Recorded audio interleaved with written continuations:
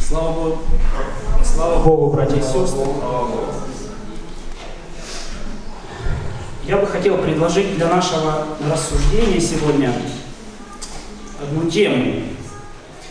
Основное место Писания – это послание к Ефесянам, 4 глава, 20 по 22 стих. Это основное место нашего Священного Писания сегодня. «Но вы не так познали Христа, потому что вы слышали о Нем и в Нем научились, так как истина в Иисусе. Отложить прежний образ жизни ветхого человека, истлевающего в обольстительных похотях, а обновиться духом ума нашего и облечься в нового человека, созданного по Богу в праведности и святости истины».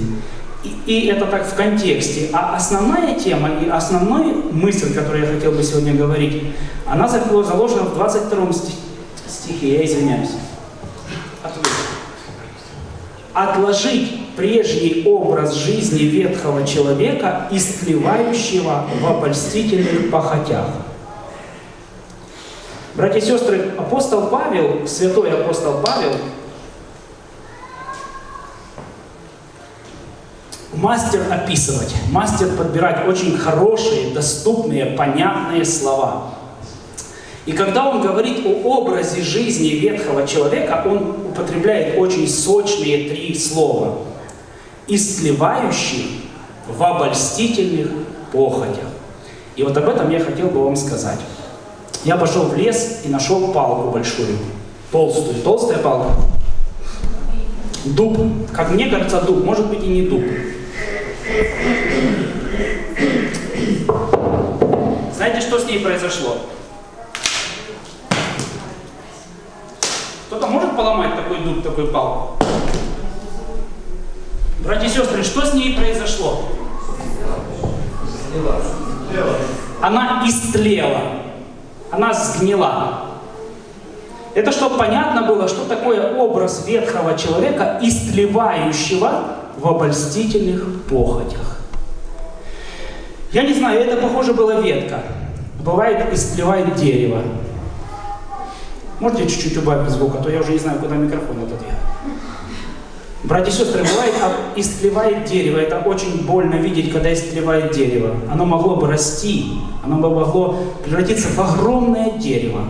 Но оно истлело, и в нем больше нет жизни, в нем больше нет силы, в нем больше нет твердости, нет упругости. Оно при любом прикосновении просто ломается. Истлевают, братья и сестры, не только маленькие ветки. Истлевают огромные ветви. Истлевают целые деревья. Истлевают деревья, которые нельзя обхватить в обхвате, и они тоже истлевают, и они тоже от прикосновения ломаются. Когда апостол Павел описывал нам образ жизни ветхого человека, то он описывал его словами: это люди, образ жизни, не образ мысли, а образ жизни. Это люди, истлевающие в обольстительных похотях. Я бы хотел вот эти слова разобрать. Первое слово, которое я хотел бы логически разобрать, это слово «похоть». Братья и сестры, мы все понимаем, что такое похоть. Вот у нас это слово имеет очень негативный оттенок. Похоть – это что-то очень плохое. Знаете, есть такая поговорка, что хочется хуже, чем чешется. У вас бывало, что вам чешется?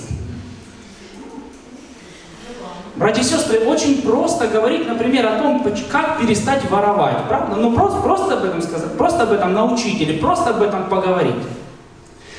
Я бы хотел сегодня на этой проповеди, на этом рассуждении разобрать вместе с вами и посмотреть на механизм. Как же происходит так, что из живого и твердого становится хрупкое и безжизненное? Как это происходит? Как это происходит? И может ли это происходить в жизни верующего человека? Хочется хуже, чем чешется. Знаете, о чем это говорит? Это не просто перестать что-то делать.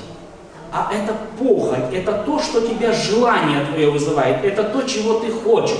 Это сама сердцевина твоя, сама глубина твоя. Это не просто перестать воровать, это не просто перестать сквернословить, это не просто перестать носить длинную юбку или начать носить косынку. Не об этом речь говорит, а речь идет о глубинной сути человека, о похоти, о желании, о страстном желании в человеке. Тема будет, проповедь будет тематическая, то есть я повыбирал несколько мест Писания, которые касательно этой темы. И мы их прочитаем вместе и послушаем, что об этом говорит Слово Божье. И что нам, к чему нам это может нас привести. Галатам 5 глава, 24 стих. «Но те, которые Христовы, распяли плоть со страстями и похотями». Галатам 5 глава, 24 стих. «Но те, которые Христовы, распяли плоть со страстями и похотями». Здесь к слову «похоть» добавляется еще одно слово, тоже очень сильное слово – «страсти». Страсть. Понимаете, это так... Апостол Павел, у него был настолько богатый лексикон, что даже в переводе на наш язык эти слова звучат жирно, колоритно. Братья и сестры, страсти и похоти распяли со страстями и похотями. Вы понимаете, братья и сестры, я хочу, чтобы вы это пережили, друзья мои, я хочу, чтобы это вас коснулось, я хочу, чтобы вы это почувствовали, что такое страсть. Страсть – это огонь. Здесь не говорится только о сексуальной страсти, здесь вообще говорится о страсти, о желании, о увлеченности, о такой, знаете, заангажированности. И говорится о том, что те, которые Христовы, они распяли плоть со страстями и похотями. 1 Коринфянам 10 глава 6 стих. «А это были образы для нас, чтобы мы не были похотливы на злое, как они были похотливы». И вот тут сразу вопрос, а как же так, похотливы на злое? А что, можно быть похотливым на доброе? Да, братья и сестры, это слово просто переведено в очень сильное такое значение своем, похотливый, не просто желающий, а просто очень сильное слово, похотливый на злое. Желающий злого, страстно желающий злого. Колоссянам 3 глава 5 стих. «Итак, умертвите земные члены ваши, блуд, нечистоту, страсть, злую похоть и любостяжание, которое есть идолослужение». Умертвите земные члены ваши. Братья и сестры, я еще раз хочу сказать, вы обратите внимание, что в этих всех местах Слово Божье не дает нам рецепта, что нам нужно сказать, как нам надо помолиться, как нам надо покаяться, чтобы это в нас перестало действовать. Но везде говорится, что сделайте? Отложите, умертвите, перестаньте. Всегда обращаясь лично ко мне. Саша, отложи. Саша, умертви. Господи, я как-то привык, чтобы ты все за меня делал. А как же ты так хочешь, чтобы я отложил? Отложите земные члены ваши. А что у вас, братья и сестры, и у меня блуд, нечистота, злая похоть, любостяжание? Это что, наши земные члены? Это, понимаете, что такое земные члены? Это руки, ноги, глаза. Так что это? Блуд, нечистота, злая похоть. Это что? Все это мои земные члены? Говорит, да. Говорит о том, что это настолько сильно к тебе приросло, это настолько сильно в твоей природе, что это как будто твоя часть.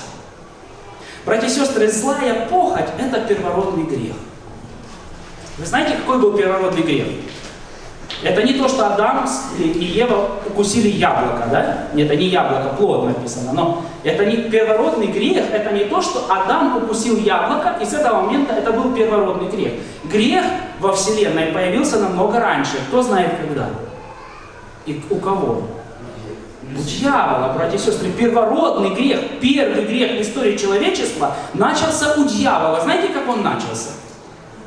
Дьявол хотел, смотрел, он был очень прекрасно создан, и он захотел быть подобным Богу. Поэтому в Исаии написано: «Сяду, поднимусь, в сонме богов сяду, поставлю свой трон, я покажу, мне не додали, меня не на то место посадили». И вот в дьяволе появилась злая похоть, он захотел место Бога. Вот это первородный грех, вот это первородный грех. Он захотел быть выше Бога. Если же мы говорим, братья и сестры, о грехопадении человека, то тоже не первородный грех заключается в том, что человек откусил от плода. Это тоже не первородный грех. Но здесь тоже злая похоть, братья и сестры. Она передалась. Это та злая похоть, которую сатана, Люцифер, хотел передать человеку. Хотел передать тебе злую похоть в тебя. Вложить ее так, чтобы ты в ней истлевал. Злая похоть в человеке отобразилась от того, что когда они глянули на него, возможно, что они и раньше на него смотрели, но когда дьявол искушал людей, Адама, Еву в частности, то он говорил ей: посмотри на этот плод. И когда она посмотрела, то написано, что она увидела, что дерево приятное, плоды его приятные, и оно еще вожделенно, потому что оно дает знание. То есть оно тянуло, оно притягивало Еву, потому что в этом плоде находилось что-то такое, чтобы она сама могла взять. Не то, что ей дал Бог. Этот плод для нее стал притягательным. И вот эта злая похоть, вот это страстное, злое желание обладать не тем, что дал Бог, вот это страстное, злое желание, это было началом греха. И грех воплотился, проявился, появился, когда в своем непослушании они откусили от этого плода. Первородный грех, злая похоть. Братья и сестры, страсть и похоть – это страстно чего-то хотеть. Может быть злая и может быть добрая. Страстно желать для чего-то. Как вы думаете, братья и сестры, употребим мы слово «страстно желать» что-то, когда мы говорим о желании трудиться для Бога? Вы встречали страстных христиан, которые страстно трудятся для Господа? Я встречал, редко, но встречал. Страстно, это значит с отдачей, это значит сильно, это значит выкладывая самого себя, не чуть-чуть, не понемножечку. Знаете, есть такая история, когда встретились с собой 10 злотых и 100 злотых. И 100 злотых говорят: у меня такая шикарная жизнь. Я то в ресторане, то где-то в бассейне, то где-то еще где-то. Я в казино бываю, я бываю в театрах, я в очень многих местах бываю. А 10 злотых мне говорят: а у меня такая скучная жизнь. Я только бываю в магазине и в церкви.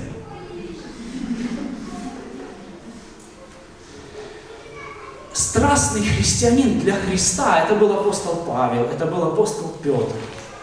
Страстный, которого желание направлено, стремление направлено, он хочет. Это не просто, знаете, как «пойду в дом Господень». Это в нем внутри глубинные страсти, глубинное желание. Он хочет этого. И поэтому он говорит: я не просто бегу так, чтобы бежать. Я бью не так просто, что я совсем бью воздух. Но я так это стараюсь, чтобы достичь. Не смогу ли я достичь, а вдруг я смогу достичь так, как достиг меня Господь. Страстный христианин. Эти слова не направлены только что-то плохое.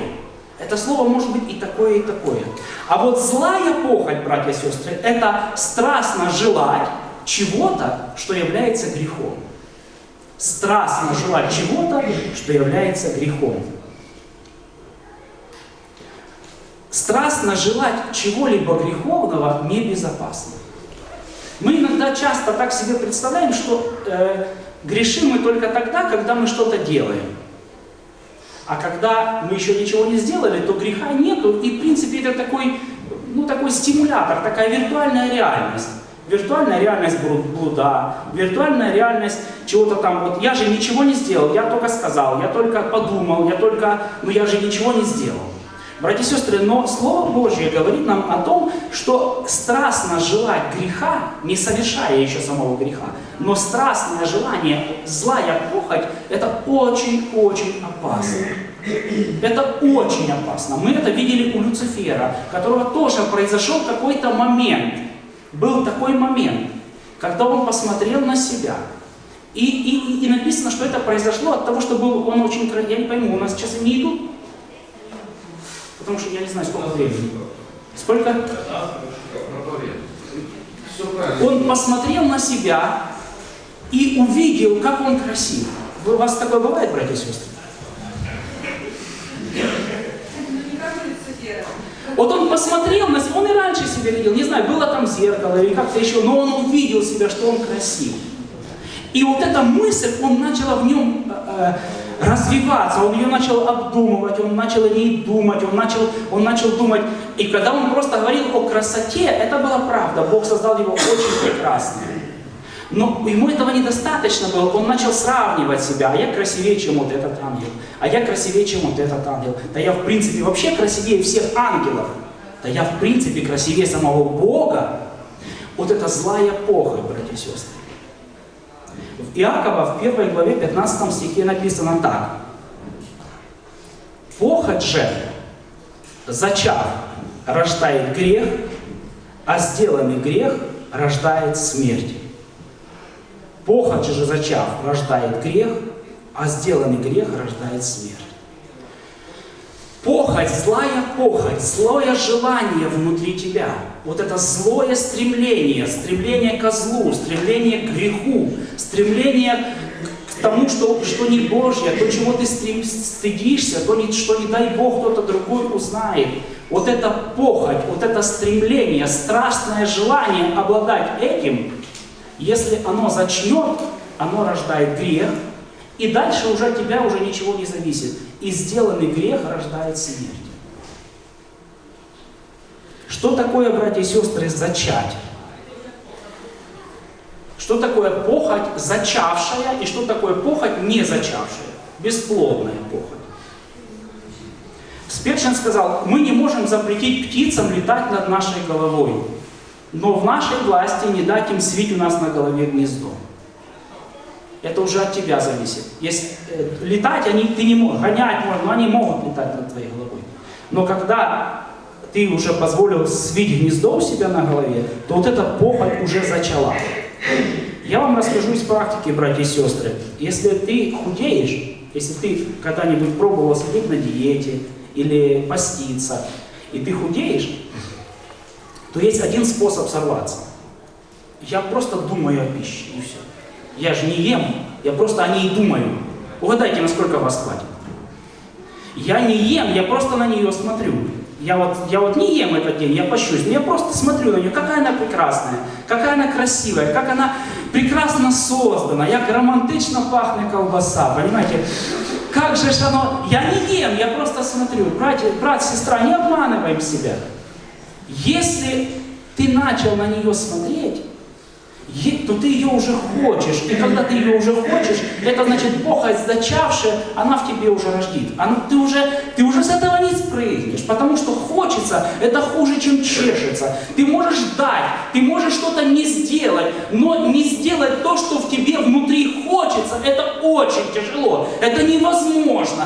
Ты, может быть, сейчас выдержишь, ты можешь в этой ситуации выдержишь, но если похоть в тебе зачнет, то ты сделаешь грех, ты не избежишь, ты не соскочишь, ты не сможешь. Потому что это сама глубинная природа греховная от нас. Это она нас к этому подталкивает, это она нас к этому ведет.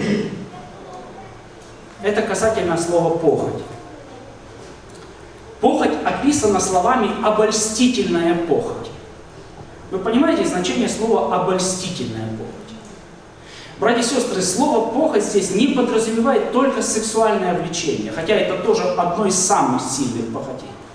Но это, в принципе, все, к чему мы сильно стремимся. Когда же говорится, что это похоть обольстительная, и говорится о способе жизни греховного человека, который истлевает в этой похоти, истлевает вот этой обольстительной похоти, то вот это слово «обольстительное» обозначает, что она тебя обольщает. Понимаете значение слова «обольщает»? Обольщает или обольщается человек. Что такое обольщается человек? Ну, это я вам скажу, как это было. Я в детстве очень много играл в футбол. Или, например, лазил с дерева на дерево. Я очень в детстве много любил лазить по деревьям. Мы иногда проходили по 300 метров, не слезая на землю, просто с ветки на ветку, с ветки на ветку. И вот когда я себе привижу дерево, иногда у меня такое сильное желание на него залезть, но если я думаю, что я на него так же и залезу, я себя обольщаю.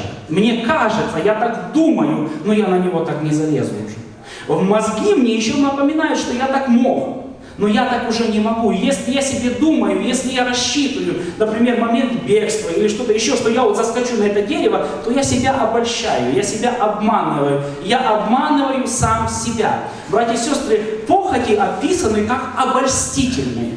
Слово «обольстительное» имеет значение что-то такое притягивающее, что-то такое, что нас очень сильно заинтересовывает, то, что нам кажется очень интересным, то, что нам актуальным, важным для нас кажется.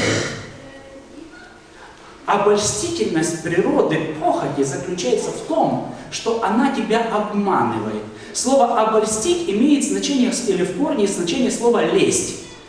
То есть дать тебе что-то такое, сказать тебе что-то такое, что неправда, что преувеличивает тебя, что тебя делает более достойным, чем тебе кажется. Обольщение, обольстительная похоть блуда заключается в том, что тебе внутри этот грех говорит, что ты такой популярный у женщин. Ты такой, на тебя не то, что там только, а ты такой популярный, ты такая популярная, обольстить тебя. Она тебе предлагает такую мысль, что если ты это сделаешь, это поднимет твой рейтинг, это тебя, вот тогда ты мужик, вот тогда ты вот. Она тебя обманывает, она обольщает тебя, она тебя обманывает тебя о самом себе. Она тебе говорит, что если ты это сделаешь, то ты станешь лучше, у тебя положение будет лучше. Посмотрите, как это произошло у Адама и Евы. Когда дьявол искушал им, он говорил им: Бог знает, что вы не умрете, когда вы вкусите. Но откроются у вас глаза, и вы станете как боги, знающие добро и зло. Вау! Вот это реклама, братья и сестры, вот это умело, вот это сказала. Он же нашел именно он нашел, он просочился и нашел, как поднять рейтинг. Если только ты вкусишь, не умрешь. Но даже Бог знает, что когда ты вкусишь, откроются твои глаза, и ты станешь как Бог. Это же слова самого дьявола, это же он хотел стать как Бог, это же ему это очень важно было, это ему очень сильно это хотелось. Братья и сестры, обольстительность греха заключается в том, что он говорит тебе, что ты станешь лучше, у тебя будет лучше, это принесет тебе удовольствие, это тебя сделает более счастливым, это тебя сделает более удачливым. Если ты поддашься и начнешь воровать, это сделает тебя более богатым, более удачливым. Вы знаете значение слова «шальные деньги»? Кто знает значение слова «шальные деньги»? Я вам расскажу, что это значит, если вы не знаете. Это деньги, которые быстро к тебе пришли, нечаянно к тебе пришли, ты их не заработал, они к тебе внезапно пришли. Знаете, в чем их особенность? Почему они называются шальные? У них такое свойство, они как к тебе пришли, так от тебя и уйдут. Таких случаев практически никогда не бывало, чтобы ты наворовал, построил себе дом, выкопал себе озеро и жил счастливо припеваючи. Практически таких случаев не было. Они просто передаются. Сейчас шальные сокровища, шальное, оно к тебе приходит, и оно от тебя уходит, оно тебя не обогащает. Прокутил, прогулял, пропил. Знаете, ладно.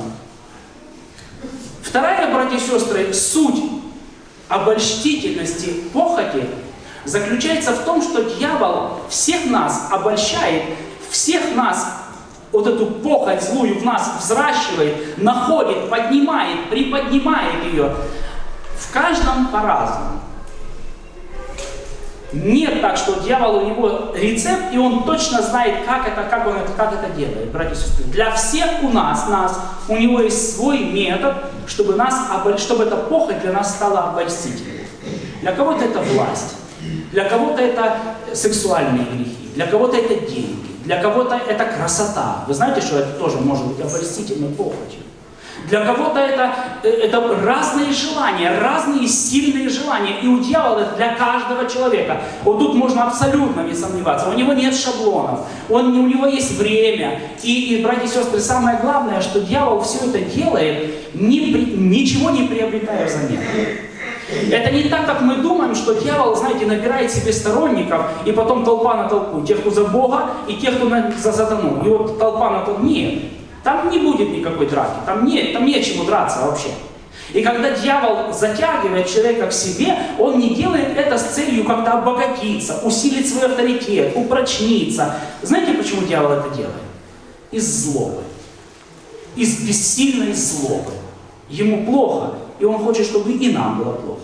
Это не делается с целью что-то получить. Это делается только с бессильной злобой, ненависти ко всему роду человеческому, к Богу и всему, что называется Богом и святыней. Братья и сестры, дьявол находит для каждого человека свой способ, как обольстить человека. Если я буду идти и увижу, знаете, что такое ширка? Это вареный мак такой, там, ширка лежит, такое, что только приподними ее и уколись. Вот просто возьми, вот оно готовое уже, в шприце, чистеньком, новеньком, на подносике. И вы знаете, я пройду мимо нее. Могу 10 раз пройти, могу 20 раз пройти. Я вам честно говорю, никогда мне не вызовет это никакого желания, только отвращение. Только отвращение. В голову мне не придет поднять это и ширнуться, никогда не придет. Но есть люди, для которого не то, что пройти 10 раз, не дай Бог вообще мимо пройти, потому что в сердце злая похоть. Но вы не думайте, что я такой герой, я могу ходить туда-сюда. Дьявол знает, вокруг чего я не могу пройти. И он знает, вокруг чего ты не можешь пройти. И это именно та наживка, на которую он будет ловить меня и на которую он ловит тебя. Он четко знает, как сделать похоть обольстительной. Такое для тебя желание, такое для тебя важно. Третье слово – истлевающий. 2 Петра, 1 глава, 4 стих. Я хотел показать, что такое истлевающий. Мы просто ломали, но я хочу, чтобы вы еще раз это увидели.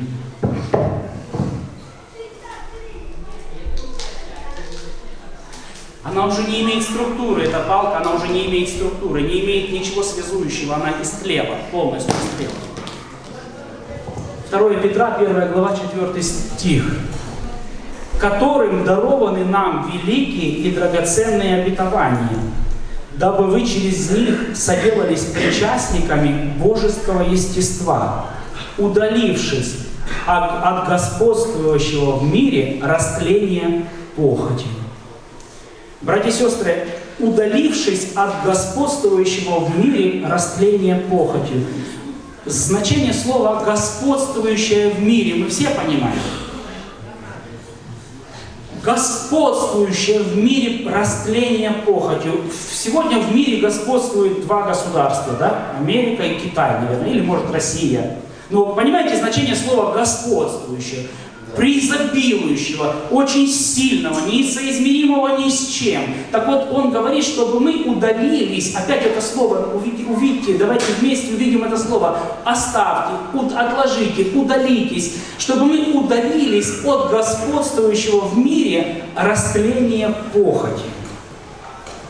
Братья и сестры, призывы отложить, удалиться, оставить, подразумевает, что часть верующих, потому что это послание было написано к верующим людям также, подразумевает, что когда Павел говорил эти слова, он знал о том, что часть верующих людей, которые покаялись, которые приняли Иисуса Христа как своего личного Спасителя.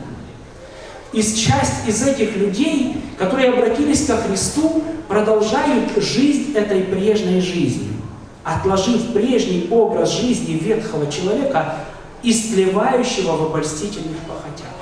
Когда Павел говорит «отложить», то он знает о том, что среди его паствы, среди его слушателей есть люди, которые не смогли отложить этот образ жизни. И которые не смогли удалиться от господствующего в мире растления похотью. Для которых тоже внутри, тоже это растление похотью, это самая сильная сила, которая в них действует, наиболее мощная, наиболее сильная, наиболее действующая. Он четко знает, что такие люди есть, и что они с этим очень сильно, может быть, борются. Он очень четко знает, что для них это серьезная проблема. Он даже четко знает о том, что часть из его слушателей четко увлечены каким-то грехом. страстно желают его. И, возможно, уже даже приняли решение сделать этот грех. И уже даже пропланировали дорогу, как его сделать. И вот этим людям он говорит: отложите, уберите это от себя. Мы говорили о механизме, как из твердого дерева превращается в истлевший сук, истлевшая, не имеющая силы. Братья и сестры, есть такое понятие в шашках и в шахматах, называется цунцванг. Вы когда-нибудь в шашки играли? В шашки проще просто. Вы когда-нибудь играли в шашки? Вот вы помните так, когда вы вот ходите, до какого-то момента у вас еще есть ходы, а потом наступает момент, когда все ходы у вас плохие. Нейтральных ходов уже у вас нету, вы уже все дамки, места под дамки уже открываете. Это еще нейтральные, это плохие, но еще нейтральные хода. А потом наступает момент, когда вы уже не можете сделать хороший ход. Все, его уже нет. И ты только выбираешь: вот если я сюда пойду, то у меня одну шашку заберут, а если вот сюда 3. И ты только выбираешь лучшее из худшего. Лучшее из худшего в шахматах или в шашках называется цунцванг. Это положение, когда у тебя нет хорошего вывода. Братья и сестры, злая похоть – это положение, из которого у тебя нет хорошего выхода. Если мы, потакая греху, которому нас эта похоть влечет, совершаем этот грех, то сделанный грех рождает смерть.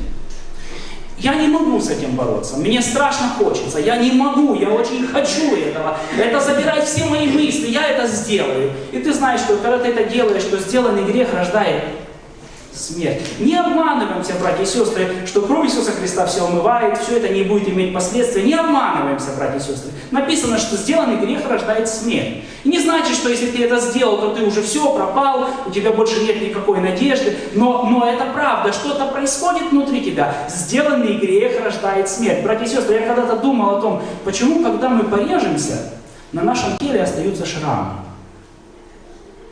Почему никогда вавки не заживают без шрамов? Братья и сестры, сделанный грех рождает смерть. Он не проходит без последствий. И это один выход, когда человеку страшно хочется. Он сидит, он буквально этим бредит. Это его желание, это его стремление, это страстное желание, его тянет. И он как магнитом его туда тянет. Это плохой выход. А нереализованная похоть, братья и сестры, растлевает человека. Нереализованная похоть, понимаете, о чем я говорю? Реализованная похоть убивает человека, потому что грех рождает смерть. А нереализованная человека истлевает. Человек истлевает в этой похоти. Он не может от нее избавиться, он не хочет это делать, но он не может от нее избавиться, потому что это очень глубоко внутри, это хочется. Ты этого не делаешь, но это хочется тебе. Это тебе приходит в фантазиях, это тебе приходит в мыслях, она тебя постоянно, как красная нить, тебя постоянно тянет, и у каждого человека это страстное желание, оно свое. И из этого положения нет хорошего выхода. Нет такого выхода, который был бы без последствий, без ущерба. Понимаете? Это настолько внутри тебя и настолько влечет тебя. Реализованная похоть – это грех, и он ведет к смерти. Нереализованная похоть – она человека истлевает, человек худеет, человека сушит кости, человеку плохо, он только об этом думает, у него начинаются психические проблемы, он становится одержимый этой идеей. Слышали такое?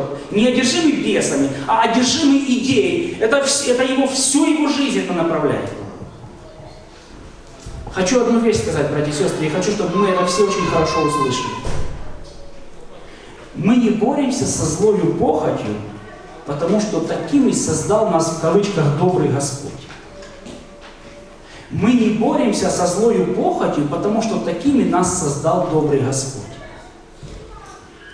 А это передалось в нас с первородным грехом.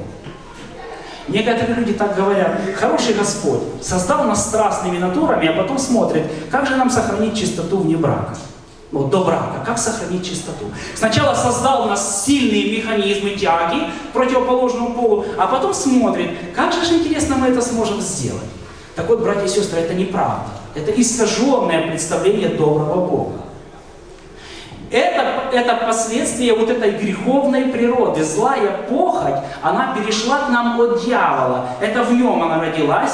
Это он ее передал, когда говорил: посмотри, оно стало вожделенное. Злая похоть — это не то, какими нас создал Господь. И поэтому, когда мы боремся со злой похотью, друзья мои, мы не боремся с подарком от Господа. Мы боремся с последствиями, которые произошли с нами, с нашими родителями, когда мы вкусили, когда мы захотели, когда мы взяли.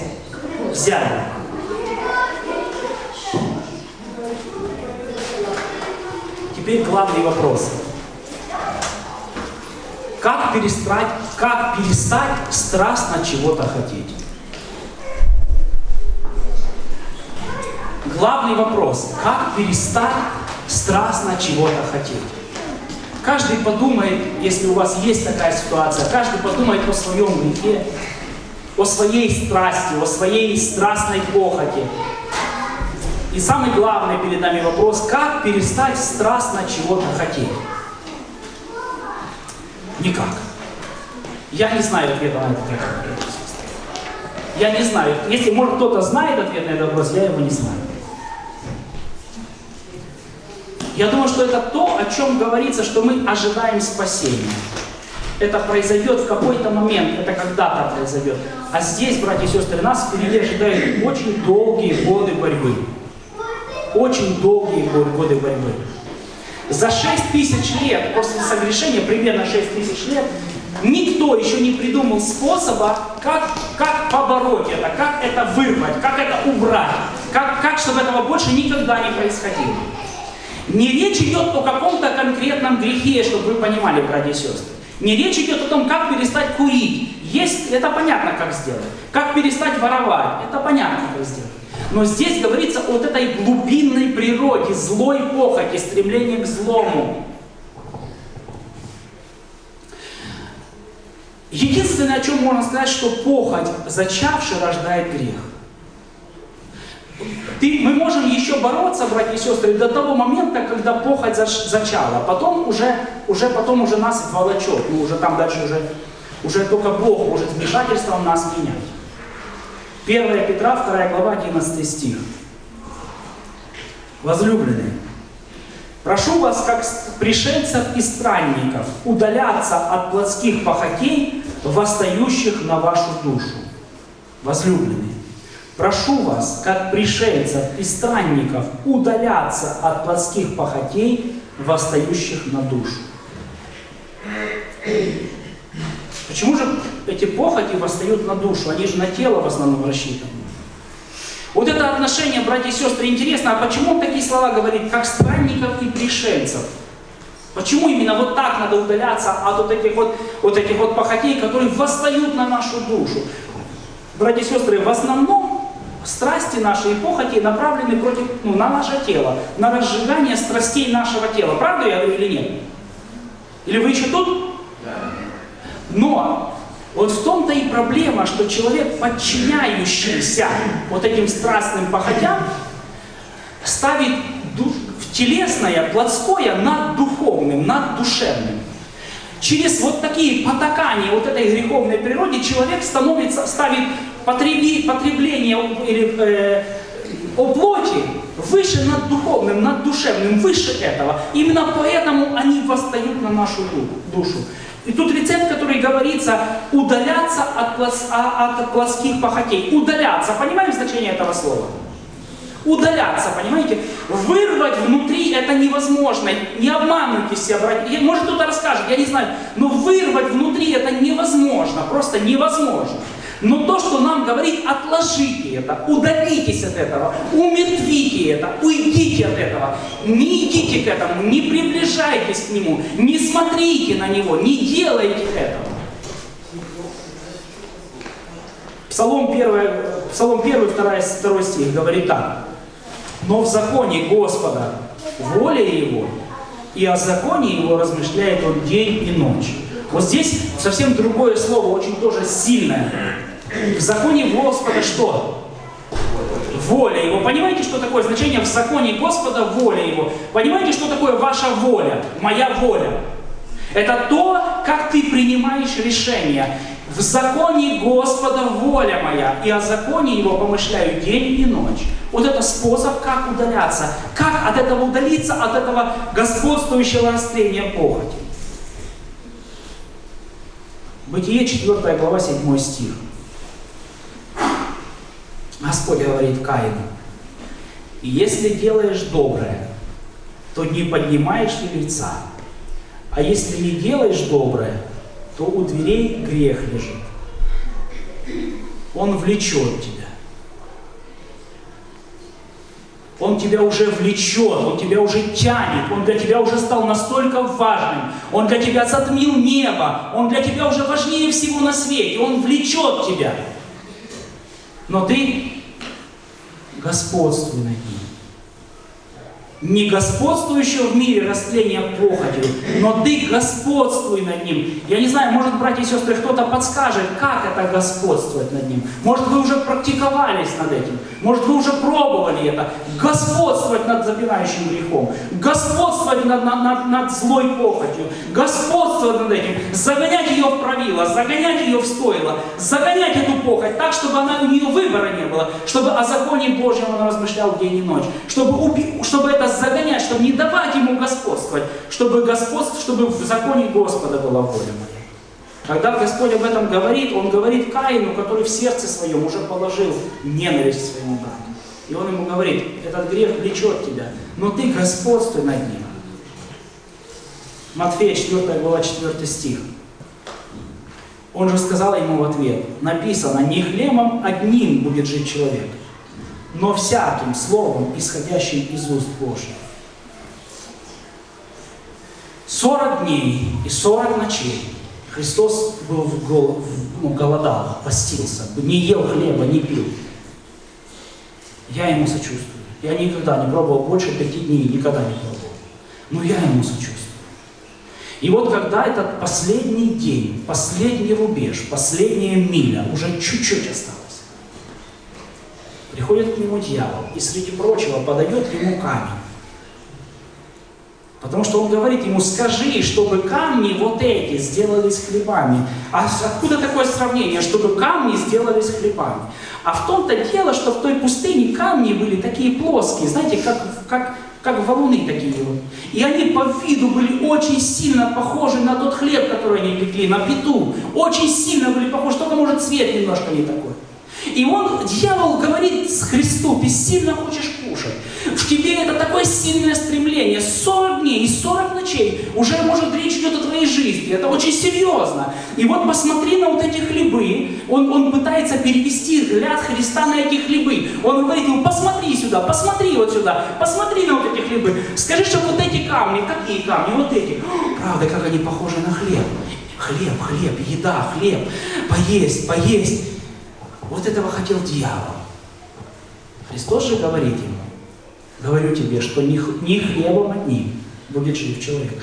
Не говорится о том, что не только хлебом. Этого хлеба, даже если он станет хлебом, этого хлеба недостаточно для моей жизни. Не хлебом одним. Понимаете значение слова? Не только хлебом будет жить человека. Хлеба недостаточно для жизни человека. Он поддержит тебя какое-то время, хлеб, но этого недостаточно для жизни человека. Но всяким словом, исходящим из уст Божьих, человек будет жить. Это всегда, братья и сестры, работает в одинаковом направлении, всегда одинаково. Всегда так же само. Посмотри, увидь. И вот когда это пробуждается в тебе, то тут одно из двух. Или ты позволяешь этому идти дальше. Увидел ты, как какая-то девушка на тебя посмотрела с симпатией. Какой-то парень тебе улыбнулся с симпатией. И это факт. Так и есть, это симпатия. А дальше ты начинаешь об этом думать. Ты начинаешь себе это дальше развивать. Ты начинаешь, ложась спать, думать. Для тебя это становится сладостным. Ты начинаешь, это тебя питает, это тебя греет, это тебе чем-то приятным для тебя становится. И вот дальше, когда это называется похоть, которая зачинает. И зачавшая похоть рождает грех.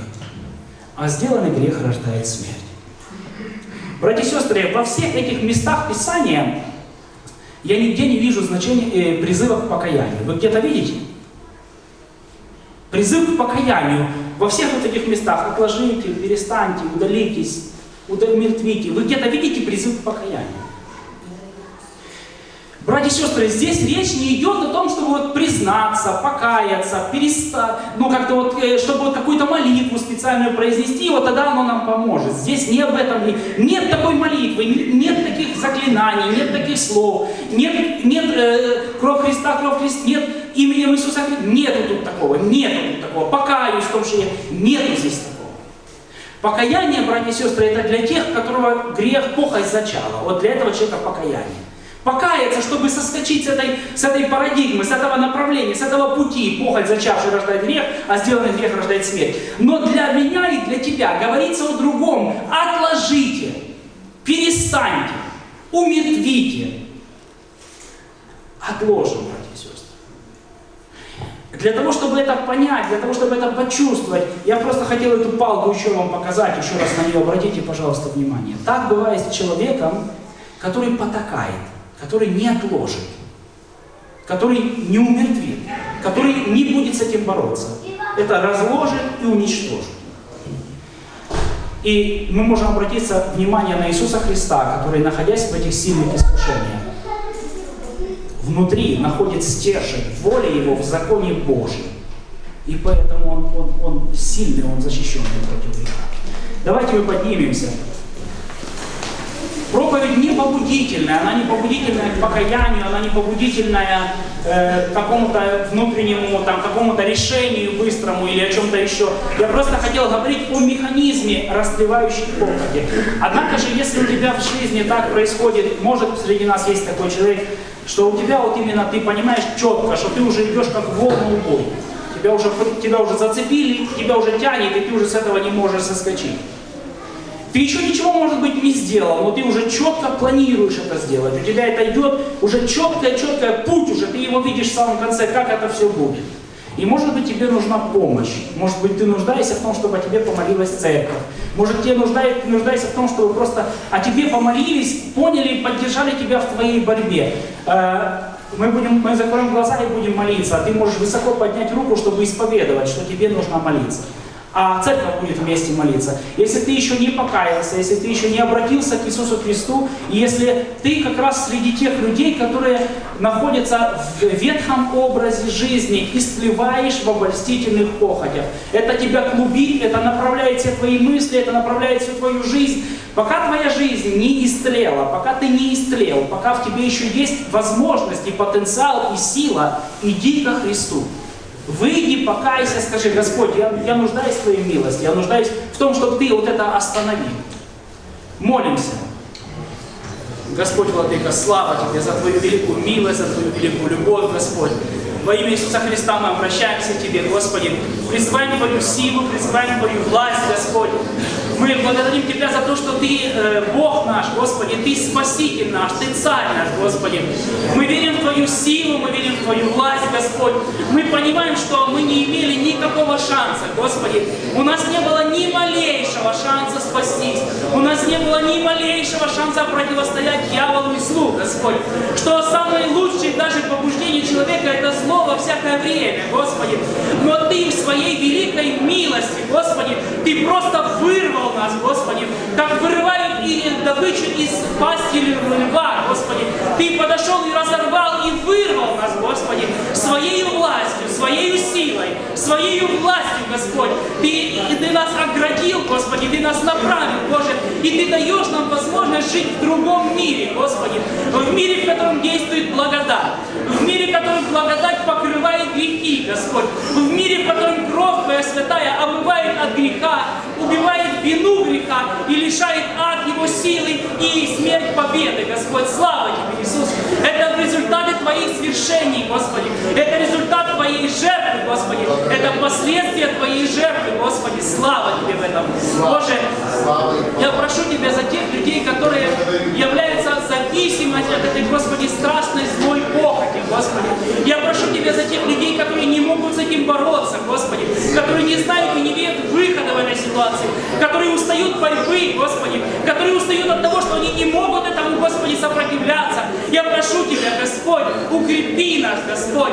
Пускай в Твоем законе будет наша воля, Господи. Пускай в Твоем законе мы находим усладу, Господи. Пускай в Твоем общении мы находим усладу, Господи. Чтобы наше сердце, Господи, жило не только хлебом, но всяким словом, которое не сходит из уст Твоих, Господи. Словом, которым Ты сотворил землю, Господи. Словом, которым Ты отделил свет от тьмы, Господь. Этим могуществом Твоим, Господи, которое настолько великое в нас, Господи. Это то могущество, которым Ты воскресил Христа из мертвых, Господи. Я нуждаюсь в том, чтобы Дух Твой Святой совершал свою работу в наших сердцах. Пускай сила Твоя, пускай власть Твоя, Господи, сверхъестественным образом сейчас, Господь, воздействует на тех людей, которые поднимают руку к Тебе и нуждаются в том, чтобы Дух Твой Святой освободил. Чтобы похоть зачавшая не родила грех, Господи. Чтобы похоть зачавшая не принесла плода, Господь. Чтобы похоть была, Господи, побеждена, удалена. Господи, чтобы Дух Твой Святой возобладал над этим. Во имя Иисуса Христа, Господь. Чтобы жертва Твоя ради нас не была напрасна. Величит Тебя, душа моя, Господь. Возвеличию, Господи, воздаю Тебе славу, поклоняюсь Тебе, как живому Богу. Пускай Тебе будет слава от искупленных Тебе, Господи, искупленных. Великое имя Твое. Господи, когда мы все соберемся пред престолом Твоим, Господи, мы будем восхищаться Тобою, Господи, мы будем восхвалять Тебя за кровь Твою святую, Господи, которой мы искуплены от суетной жизни. За кровь Твою святую, за жертву Твою святую, Господи, которой мы освобождены, Господи, благодаря которой мы можем удалиться от растления похоти, которая господствует в этом мире. Великое имя Твое святое, Господь наш Бог. Аминь.